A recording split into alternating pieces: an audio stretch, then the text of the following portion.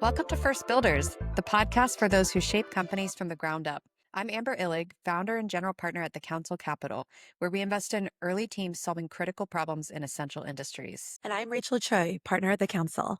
This podcast is about a group of people more likely than average to become executives, founders, or the force behind unicorn companies. We explore the defining decisions that shape their path and what early stage founders can learn from those moves. We call them First Builders. Whether building teams, categories, or entirely new ways of working, First Builders take on the most foundational challenges in company building. And today's guest has done just that across a decade of growth. We're excited to welcome Webb Sun, co-founder and president of Komodo Health, a company that's spent the last 10 years reshaping how healthcare data is used to improve outcomes across the systems. Now, Webb has been in life sciences his whole career. He and his co-founder launched Komodo with the idea that better insights, not just more data, could bridge the silos in healthcare and bring payers, providers, and pharma into better alignment. And Komodo now operates across multiple offices with a globally distributed team and scaled through the pandemic with co-founders on different coasts.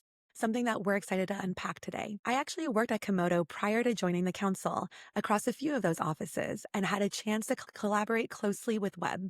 So today's episode is extra special. We're not just former colleagues, we're friends.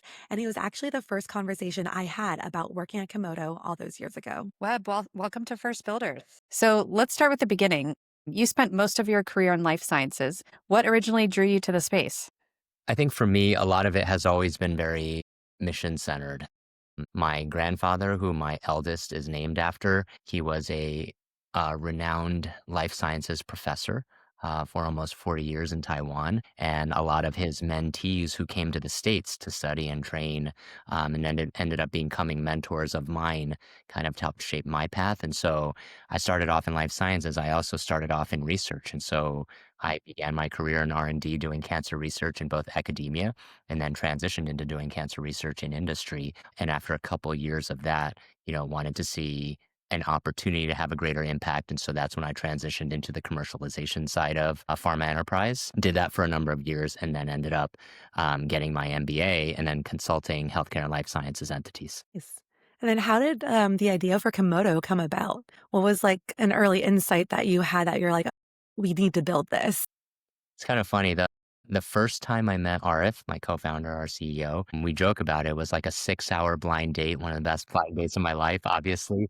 And I think the big thing here was we were all reflecting on the fact that across healthcare, across life sciences, at McKinsey, they call them studies. At my organization, we just called them projects. But for all of those projects and studies, you would be brought in as a consultant to provide advisory services. And it would be on everything from help me better understand this disease, to help me understand, how I can enroll these clinical trials faster, to help me understand the market opportunity for this drug that I'm considering in licensing.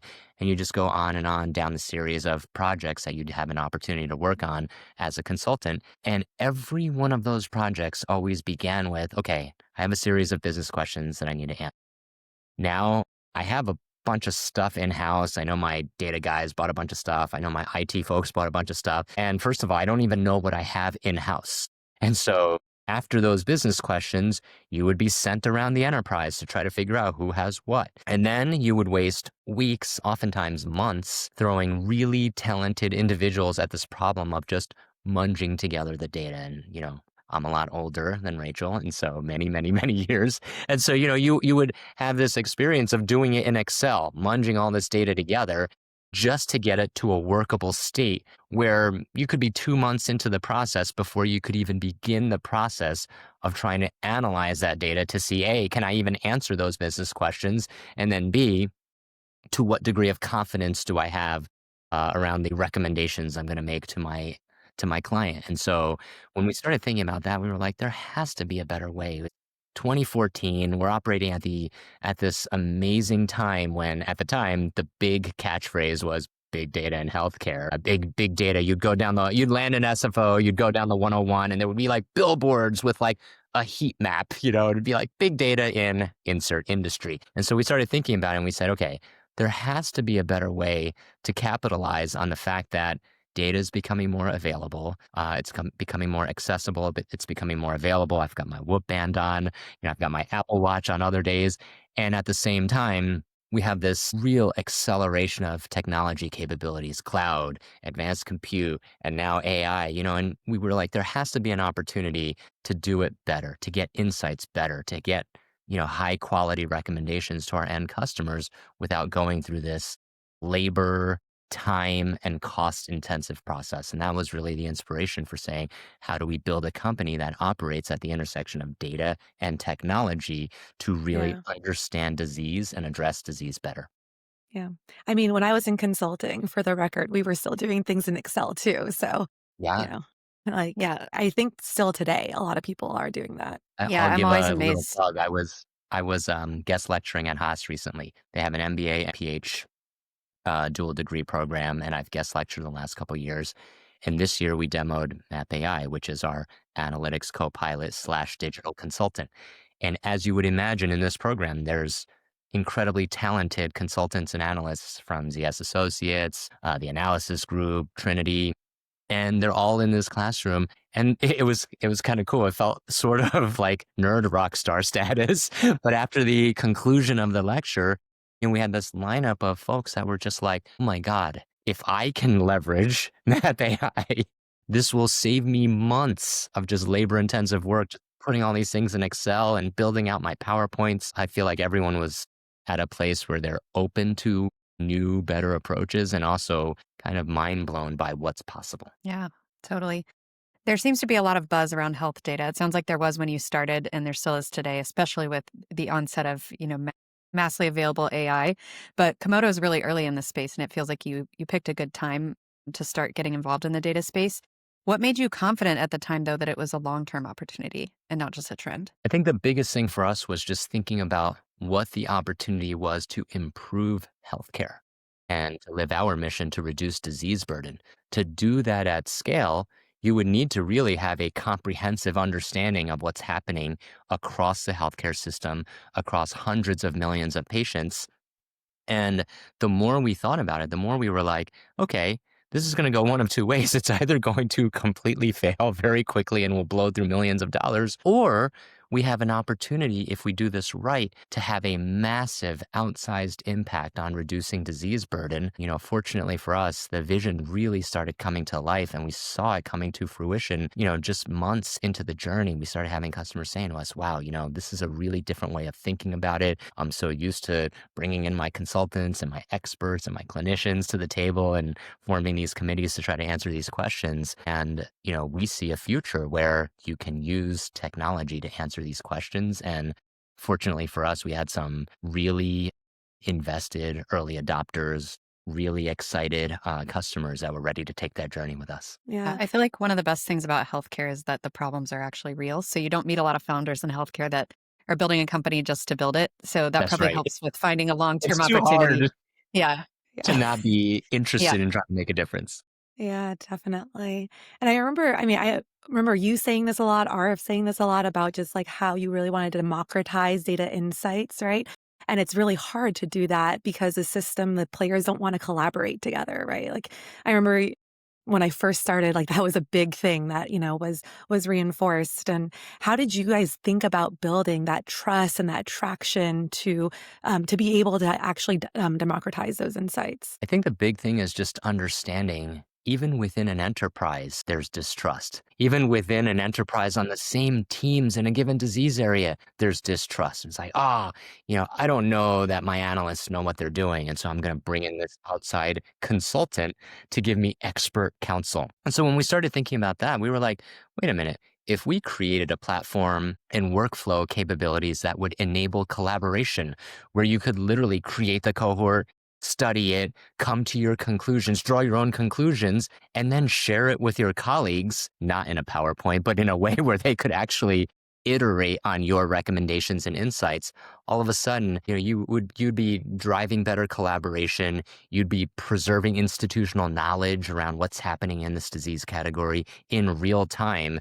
And so for us, it was really inspiring to see more and more of our customers of all different personas. You could have someone like today, you can have someone using Map AI who's a business leader. a marketing leader, a clinical leader, a medical affairs leader. They may not know anything about coding, but they can just use natural language querying and go into tell me how many gastric cancer patients there are in the US.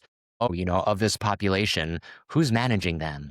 What are the different Yeah. specialties? Well, across those different specialties, which patients have been tested, which patients have not. And that user will have the transparency around, what conclusions are being drawn, how the recommendations are being generated, and then they can iterate on it, and then they can share it with their colleagues in the data science or advanced analytics group, and they can iterate on it and provide feedback in real time back to the business leader.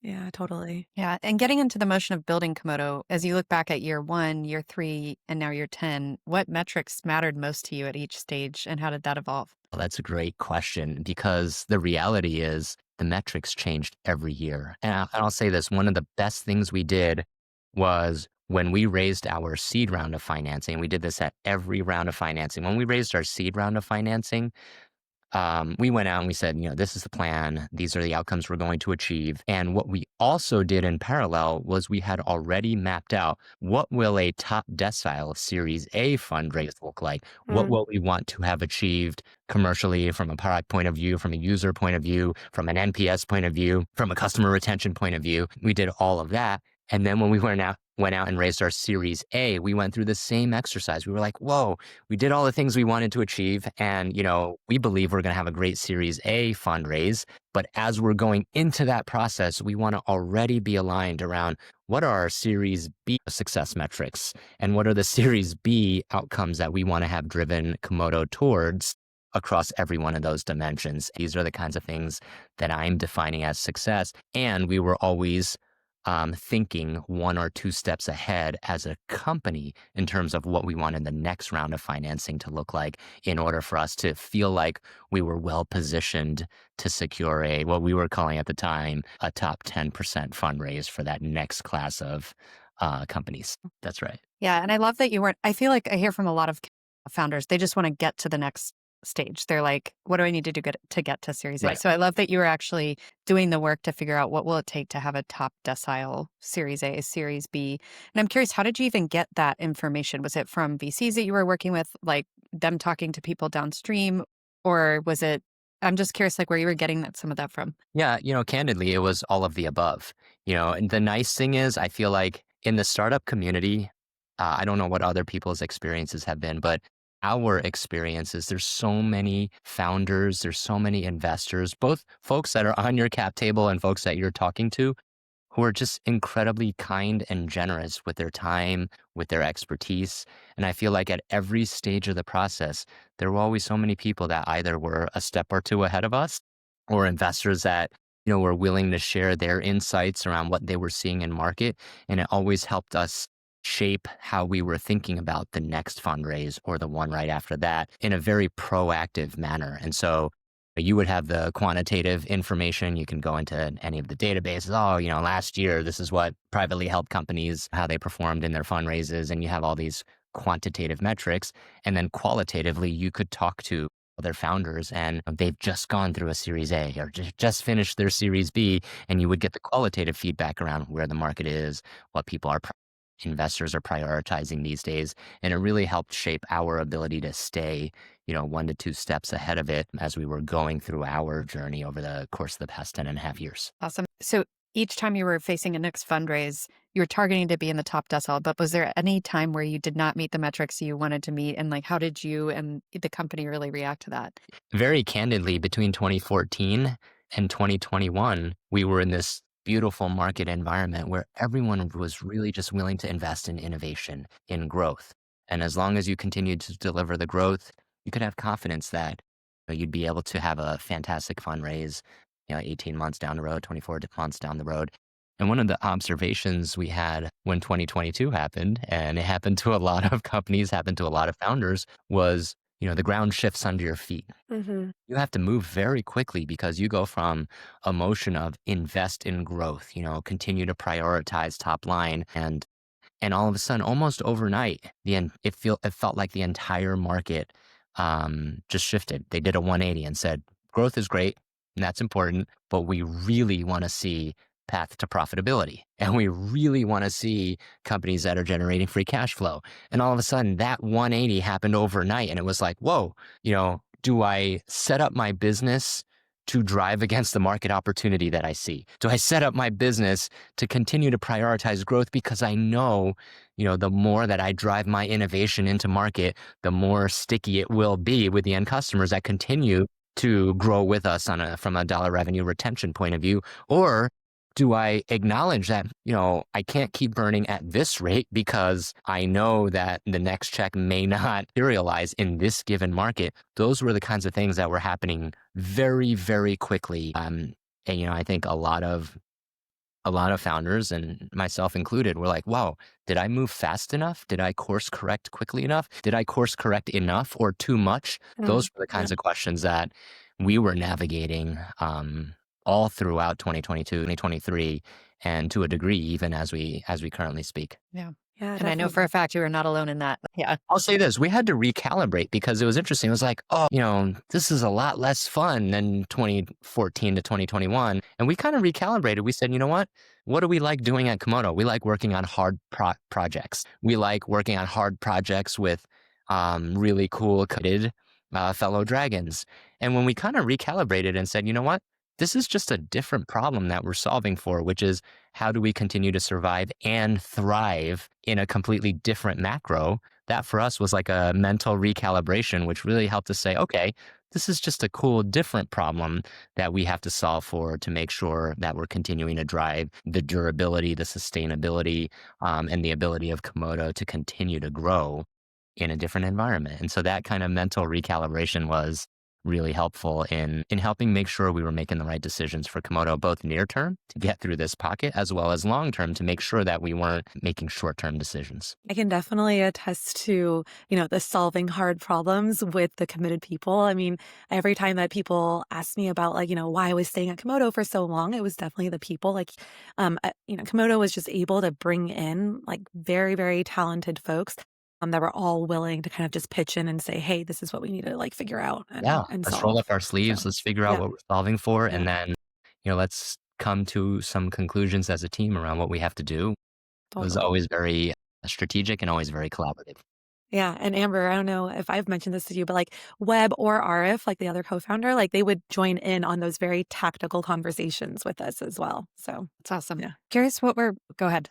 Yeah, I was just gonna like switch gears a little bit. You talked about like you had like some of those early customers when we were first starting. What were some of those like early wins that really help Komodo kind of take off? And then, what was there a moment in those early days when you're like, "Ugh, I don't know, are we gonna pull this off? Like, is this gonna work?" Okay. I think first off, a lot of companies go out and they start off with the SMBs, right? They go out to small customers because they can test, it's lower risk. And even in our conversations with other founders, they would say, oh man, you don't want to start engaging the Fortune 100s too early because then you're just going to be building for them because they all have very specific needs and they're all very demanding customers. Well, for better or for worse, we went out and all of our early customers were global, top 10, 20, 30 companies in the healthcare ecosystem. And so I think for us, that was not usually the approach that companies would take. What it gave us was a lot of insight into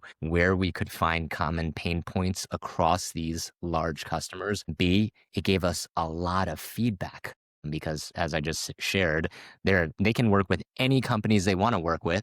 And they're not shy about sharing their feedback around what they need and what they want to do.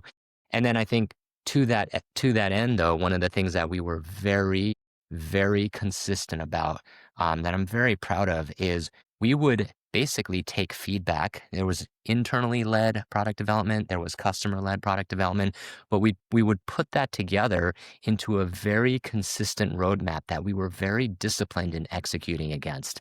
And so I remember when we went to go raise our Series A and our Series B, our customers were like, wow, all of your contracts look exactly the same. When you talk about being a product-led company, clearly your product is winning in market because your first 30, 35, 40 contracts and order forms are all exactly the same. They're buying this product. These are the features. These are what's coming each of the coming quarters. And we were really disciplined in the way that we executed on that. And I think that was one of the things from an early wins point of view We went right to the top customer prospects. We were able to win them over on our vision, and then we were able to stay disciplined on our product development, even as our customer base expanded across this cohort of like the best brands and companies that you would want to have as customers and want to be working with as partners. It sounds like the product mentality is probably what saved you guys early on. Because if you can get those Fortune 100 companies on board, it can be a huge super skill because it sounds like it really heightened the bar for you guys. Like it's like as soon as you bring one in, everything has to be done at that level. But Yes, it would probably be easy to get sucked into, oh, let's do this customization and that's then right. this one and then this Mhm. one. It sounds That's like right. you had that mentality, like what can we turn into a product here? So that's super cool. I'll also say, it provided a lot of validation when we started, pursuing the Oh longer yeah. tail of customers. And also, when I reflect back on that time, one of the things that was really exciting for us is, you get all this feedback, but then you realize your customers are willing to work with you and you don't, sometimes they're Yeah. just, oh, this could be a good idea. And they're sharing it. And you're saying, does anyone else have that same good idea? Or is this just something where they're like, I think this could be a good idea, but you don't actually have to go build it? Those were the calls that we were making as we were putting together our roadmaps on a rolling basis and really staying disciplined and executing on it. Cool. And then, so Rachel has mentioned to me that you and your co-founder are basically building from different coasts.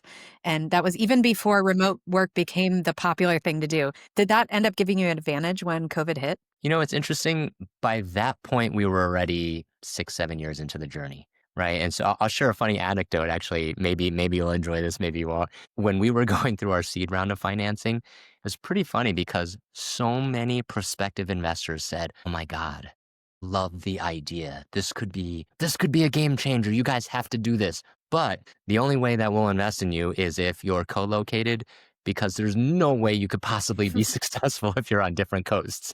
And I can't tell you how many times we heard that. It's sort of like, these commonly accepted notions. And then that at the time it was like, if you're not co-located, we can't invest in you, because there's no way that'll be successful. We've never seen it before. It'll never work. Luckily for us, it did work out and it's worked out really, really well. And I will say your question was around pandemic. I'll say the advantages that accrued to us and started accruing very early were around our ability to tap into talent pools in two different locations where we had strong local leadership in the form of either Arif or myself. And if you think about it, going back to, 2014 to let's say 2018, this was the technical war for talent, right? And there were all these prospective software engineers that would be like, why should I talk to Komodo? Like, I just got an offer for $500,000 from Facebook and I just graduated undergrad. And you'd be like, how am I supposed to compete with this? On the flip side, you had so many talented folks that were in fintech. I just built this algorithm to facilitate high speed, trading in the equities market. Right. Or they were in ad tech and it was like, oh, I just created this algorithm that will allow you to intervene at the moment of purchase when someone's trying to choose between a Sony or a Toshiba. It was like, for a lot of those folks, it was like, I really like this mission to reduce disease burden. And I think I can take my expertise from this other market segment, bring it to healthcare and actually make a difference, by being in two places through those first, actually, obviously, the entirety of our journey. It allowed us to tap into different talent pools. I don't know that it necessarily set us up for success when the pandemic hit, but I do think we were better equipped than most to facilitate Just working adapt. remotely, to Yeah. manage talent that weren't located in one of our home offices. Yeah, and even today, I see a lot of opinions coming back from that time, Yeah. that period. People are like, "Oh, I'll never." Now that we're out of the pandemic, I'm back to like everybody needs to be in person. Yes. But what I've seen as an investor is like, it seems like if you commit to in person or you commit to remote, you can design the whole company around that and it can go well. But then I think it's the folks that start out one way and then end up wanting to switch to the other. They try to do like some really weird hybrid where people don't know what's okay and what's not. I think when you're not explicit about it, it just becomes challenging to manage, especially as a former operations leader myself.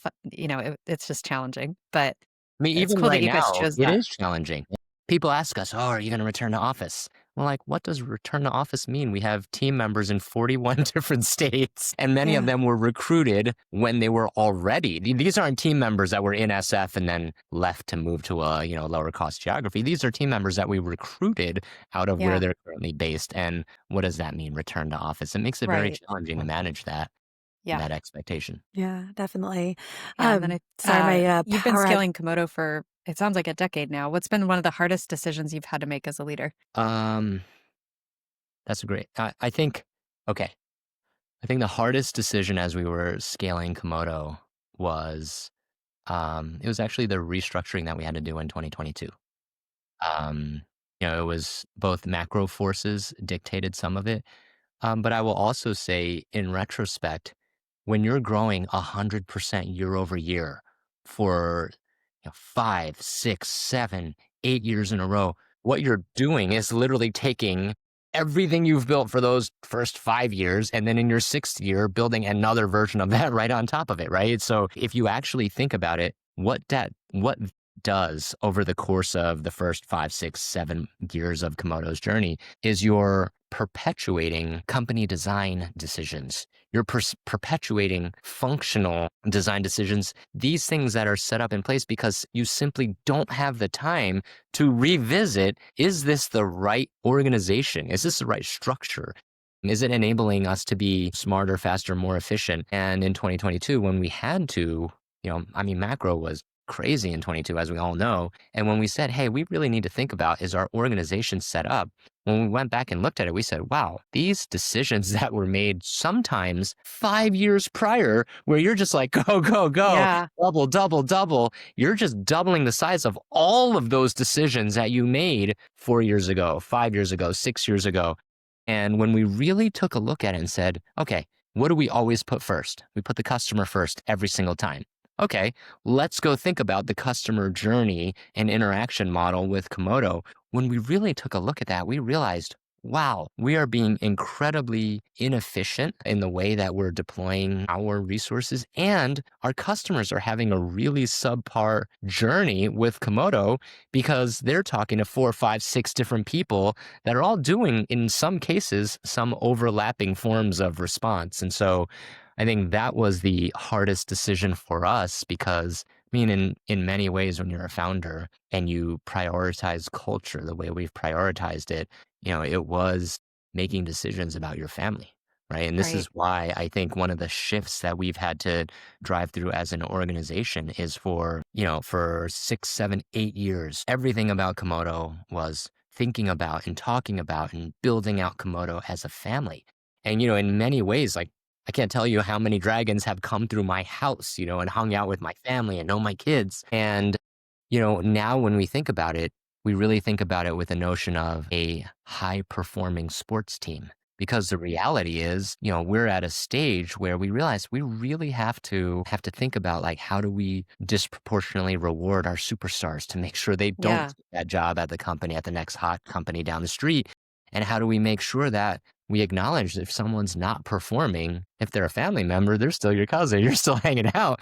But if you're a high performing sports team with high performing sports team expectations and you're not pulling your weight and you show up to camp and you're not ready to go, then you have to have that difficult discussion. And so those were some of the things that I think were some of the harder decisions that we had to navigate through, especially as 2022 and 2023 kind of dictated, hey, everybody's being challenged to find a path to profitability very quickly and to really show investors that we can continue to grow very aggressively but do it in a much more efficient manner. Yeah, I love that switch from thinking about it sort of as a family where, it's kind of like we accept you no matter who you are and Yeah, you're always here no matter what, that's right. to a high performing sports team where it's like, everybody every year has to earn their spot on the team and we have to have the best people on the field and on the bench.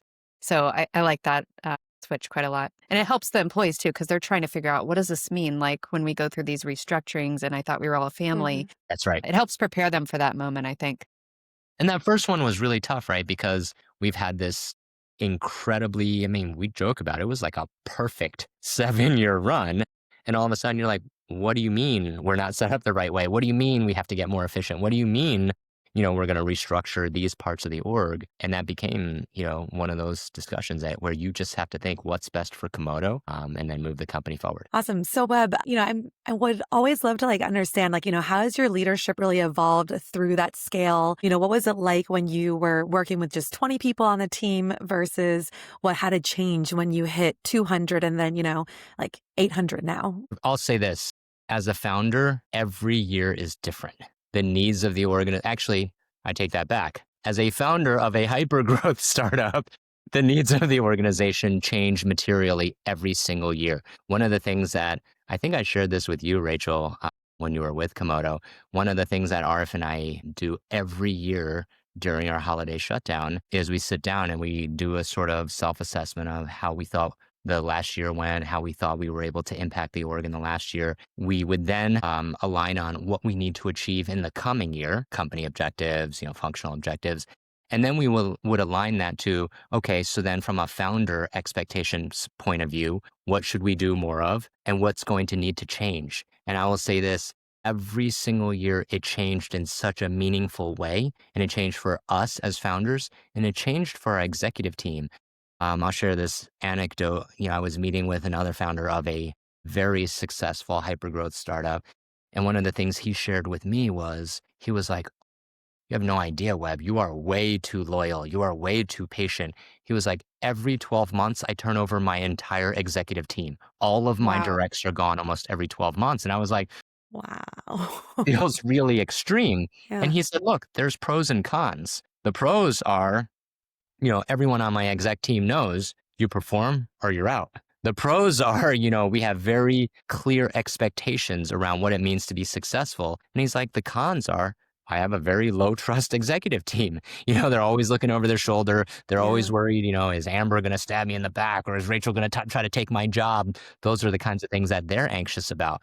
I think from our side, one of the things that we looked at was, I think A, I'm very loyal by nature. B, I'm very optimistic by nature. And so I always want to believe that people can continue to grow with Komodo through all of those windows of hypergrowth. And I'll share this. You asked, what is the difference? How have things changed? Well, one obvious difference, when you're 20 people and you're now 800 people, when you're 20 people and you're sitting around the table, first of all, there is that family feel. Yeah. And, it is like we're in the office, at 10 o'clock and we're playing video games and ordering pizza and getting ready for the release. And when you're 200 people, 400 people, 800 people, it's just a different vibe, and that's okay. Totally. I think the other thing from a purely leadership point of view, manager point of view, it's very interesting. When you're 20 people, you have a pulse check on exactly where the team is. When you're 200 people, you start kind of realizing, wow, I don't know everybody and I don't really know Hmm. where team is. And by the time you get to 800, you have to know your team through your leaders, and you have to know your team through metrics, through Yeah. this is what I expect out of your group in the next quarter. And you have to trust the process, trust the data in terms of, what has the organization and what has each part of the organization delivered. And so it's just a very different way of leading a company and of running a company. Yeah. I love your self-assessments that you and RF do. I think when you did mention that, so I actually started doing that a little bit now too. Just every 6 months, I would have this Google Doc open and just Yeah. try to write for myself, not in a performance review type of way, but just really just more for myself. And I was like, oh, this is actually really helpful. So I've been suggesting that to others too. Well, that's awesome. Yeah. Very cool. That's awesome. We'll need to catch up on that after so I can learn learn the best Well, practices. Amber, we do holiday shutdown. So most years That's we'll have nice. anywhere between, I would say, 8 to 10 days, sometimes 11 or 12. And Yeah. it gives you a lot of time to really just Yeah. take a beat, think Totally. about what the next year needs to look like, and then think about what you need to do differently to ensure that you're driving the organization to that outcome. Yeah, that's huge. That end of the year reset is just it's so helpful to step away Huge. and really there's so much you can't see when you're in something. And then, yeah, the insights come when you get that chance. So, Yeah. That's right. yeah, that's awesome. Switching gears a little bit. So, we're in a moment where a lot of people are just deeply frustrated with healthcare and the whole system. Where do you see Komodo kind of fitting into that conversation right now? I think, well, that's a very broad I statement know. around Broad frustration. and loaded, right? Yeah. Yeah. I think for starters, to understand problems, to identify problems, you have to understand the problems, right? And so, as an example, we all saw the tragedy that happened earlier this year. And I think if you go back to it, we have at Komodo, our mission is to reduce the burden of disease. And we have this incredible information arbitrage where we have insights into what's happening across every part of the healthcare system. And so in this specific example, it feels like, there was a disgruntled patient whose family had experienced some denials. Well, the beauty of this is we see so much of what's happening across healthcare that if we wanted to study that, or if somebody wanted us to study this dynamic for them, we would be able to say, this is what we see across all the top 10 national payers, across regional payers, across different disease categories, across different procedures. If someone said, oh, I'm running Doge and I want to know, is there waste or where can we detect fraud in the system? The beauty of it is I remember a couple of years back, one of the practitioners in Florida who was accused of running a pill mill, all those kinds of typical medical fraud. When we went back and we looked at it, we absolutely could have seen the multiple standard deviations in terms of what this provider was doing relative to their peer group in this geography. And so these are examples where I think it's, one of our team members is an MD by training as well. We have a lot of medical doctors that are also informaticists. And I think one of the ways they describe it is we love our mission. And we also believe that with everything we have at our disposal and the ability to democratize access to insights, it's a moral obligation in many instances for us to think about what we can do with everything at our fingertips and how we can both achieve our mission as well as work together to improve healthcare. Yeah. Are you seeing the sort of requests that you get start to shift at all, like throughout this year as we've had, issues like the tragedy earlier this Yeah. year? Yeah. The requests aren't really shifting as much as what we found very interesting is we are at this really exciting moment in time. It's exciting for Komodo because if you think about it, our thesis has been going full stack, full vertical offering since day one. Data products, Mm.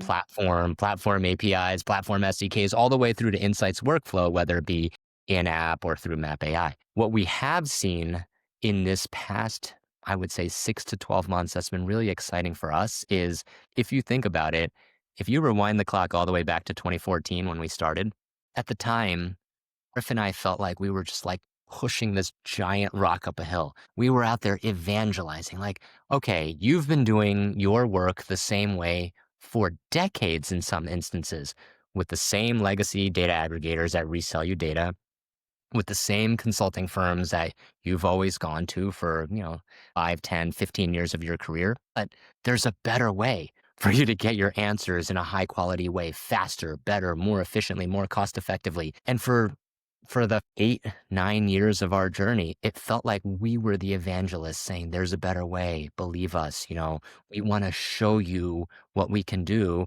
And once you see it and use our capabilities, you'll believe it and you'll want to do it, do more of it with Komodo. What's really transformed in the last 6 to 12 months, and look, it could be because of IRA. It could be because of, companies struggling to bring you new molecular entities to market. The FDA is not approving them as quickly anymore. It could be because of competitive market saturation in traditionally high growth disease categories like oncology.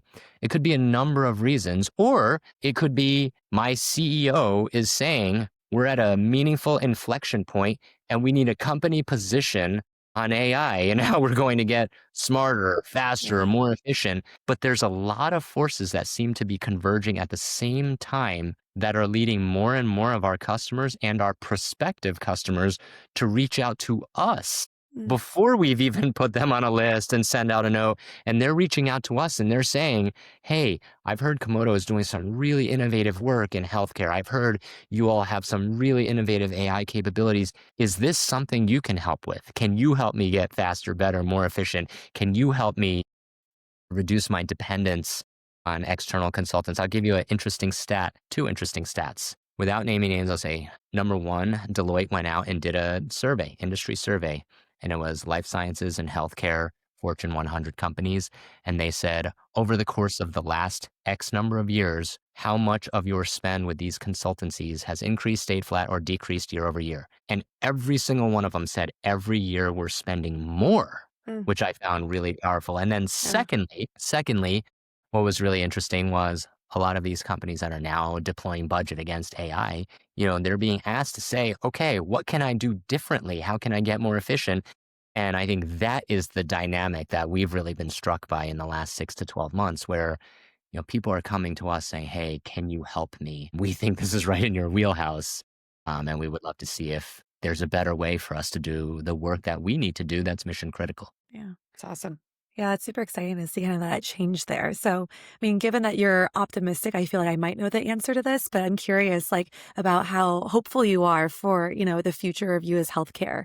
Or do you think that, like, kind of we're stuck in system that's like really resistant to change? Yeah, it's interesting. Last month, I was at a HES, Health Evolution Summit, and a lot of the innovation right now and a lot of the focus has been on AI as like clinical decision support. In pharma enterprise, we're seeing a lot of AI and drug discovery. I think there's an incredible opportunity to leverage AI from an insights point of view for assessing the healthcare system. And it goes back to, the earlier examples I had given. If these are the markers for fraud, how can we leverage technology? How can we leverage AI to improve the healthcare system and reduce fraud and fraudulent expenditures across healthcare? How can we ensure that we're addressing health equity and making sure that patient populations across every zip code are receiving appropriate standard of care? These are the kinds of things that historically would be a multi-million-dollar project and that would take months for a team of experts to execute on.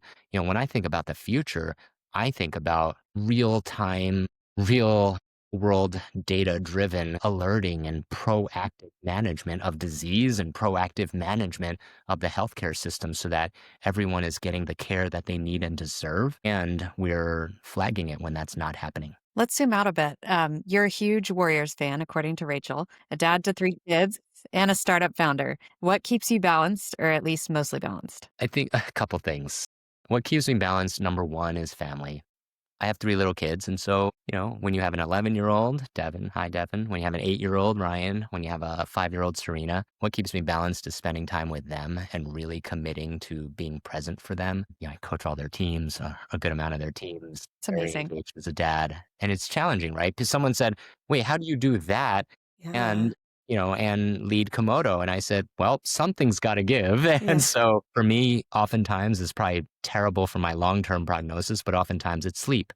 Having said that, the one thing that preserves my mental sanity is working out.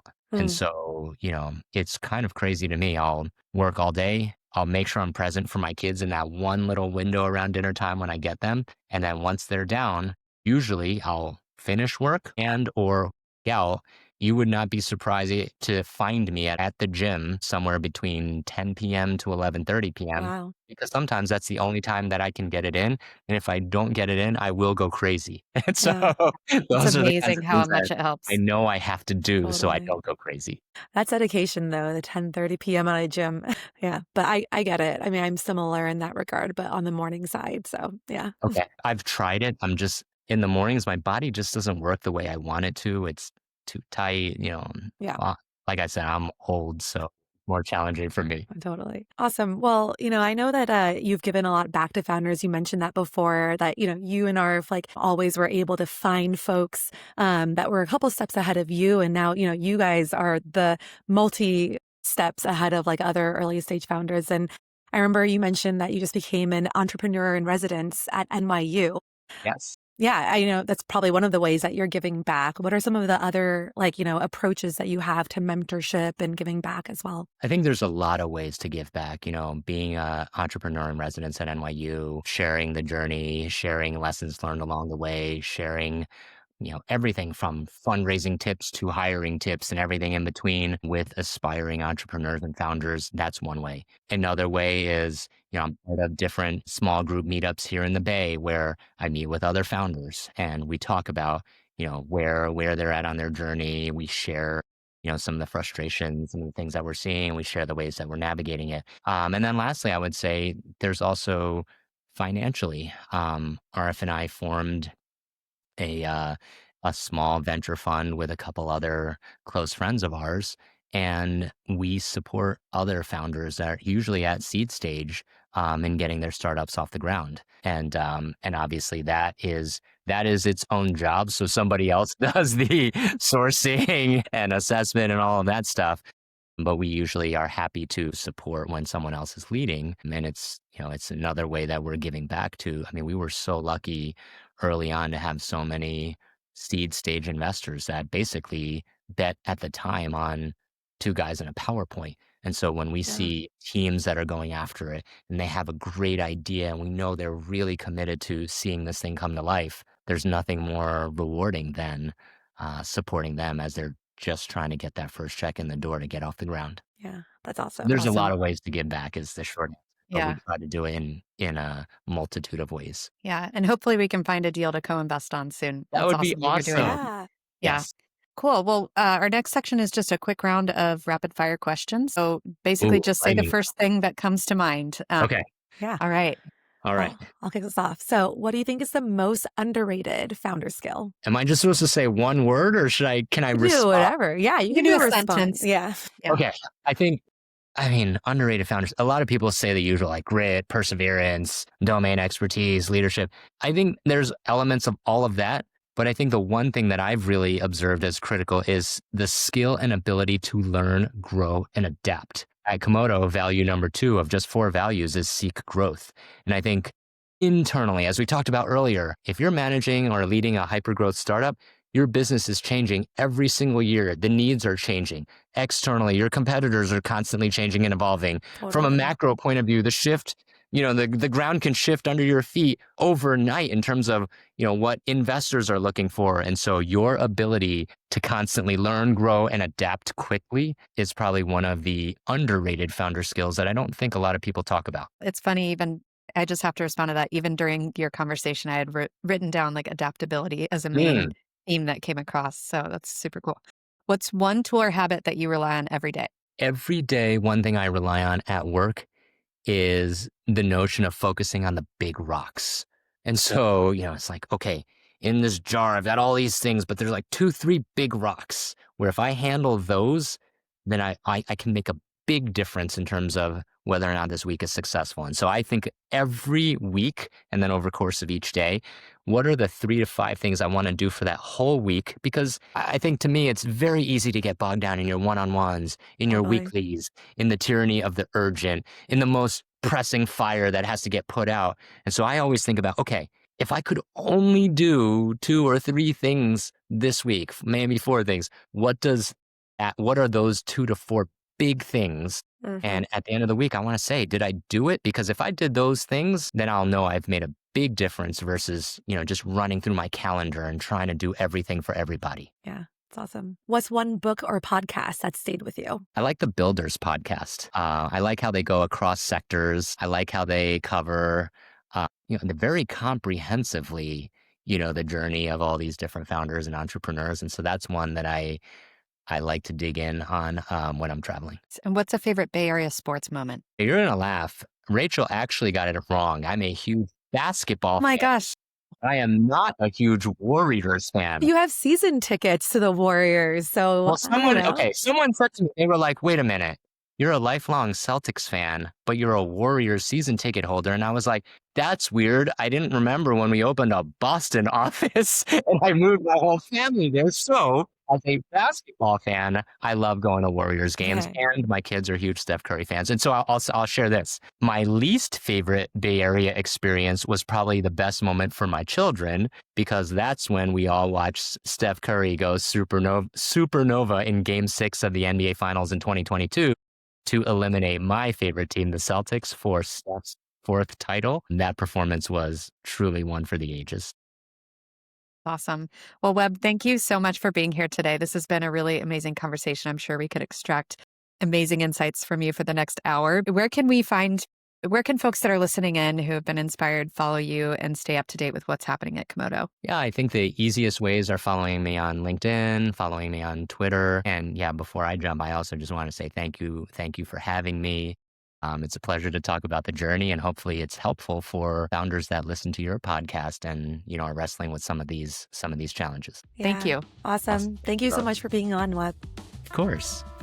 That was such a good conversation. And I felt like I learned so much more about Webb than when I worked with him before. But yeah, the things that I really loved was how he always was like focused on building for that long term. He mentioned multiple times as they were, raising seed, they were always thinking about like, okay, what's the top decile for Series A and then top decile for Series B? So like thinking about, the next multiple phases and then tactically delivering on that. And the second thing also was the adaptability piece and how they had to evolve, growing from a 20-person team to a 200-person team to the 800-person team now. Yeah, super interesting. The adaptability piece, as we mentioned earlier in the podcast, really stuck out to me because, it came up when he was talking about how each year is a reset with his co-founder. They sit down and talk about whether all of their goals still make sense.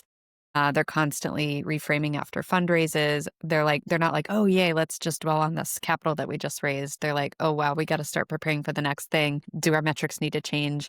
And then even just that transition that they made from being a company that was thriving in like the 2014 to 2021 era, where the market was more frothy, to all of a sudden having to switch into this new, hyper profitability focused world as a 2022 plus company. That's a big shift to make too. And it seems like he handled all of that really well. And then he even brought up later, like adaptability is an undersung skill that founders could have. And I totally agree. And then the other thing that really stuck out to me about him, which I thought was really unique, was he very much went against that Silicon Valley narrative that we hear all the time, which is that in order to be a top founder, you have to like give up everything else in your life. Like, Mm-hmm. don't be dating, don't be, how are you balancing a family? Get rid of employees the second anything is going wrong with them, like fire fast.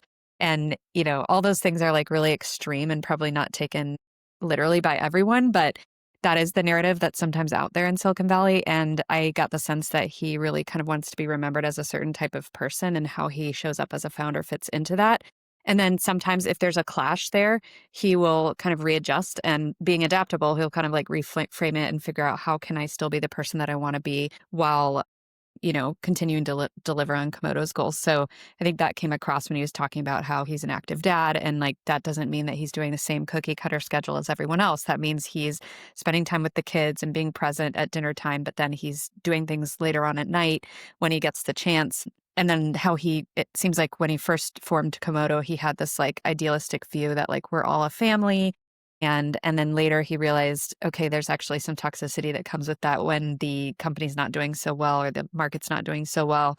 So then he figured out, actually this would make more sense to my founders and be most respectful to them while working toward business goals if we start talking about ourselves as a high performing sports team rather than a family. And then I liked what he said. I thought it was interesting. We've gotten different takes on different podcasts with different guests, but it sounds like he genuinely believes that people don't have to have a ceiling. Of course, some will, but he wants to give everybody that chance that as the Yeah. company's growing to new phases, they could potentially grow into those phases as well. Yeah, definitely. And I definitely agree with like the family to the high performing sports team analogy for managing and leading a team. It gives people just a lot more understanding in this is a business. We have to deliver the results and we have to all ensure kind of like the performance as well. And I think it will allow people to actually perform better under those circumstances. Yeah, totally.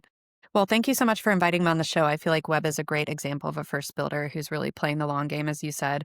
He's really thoughtful, adaptable, steady, and super committed to solving all the hard problems in healthcare. So that was Yeah, exciting to learn from him.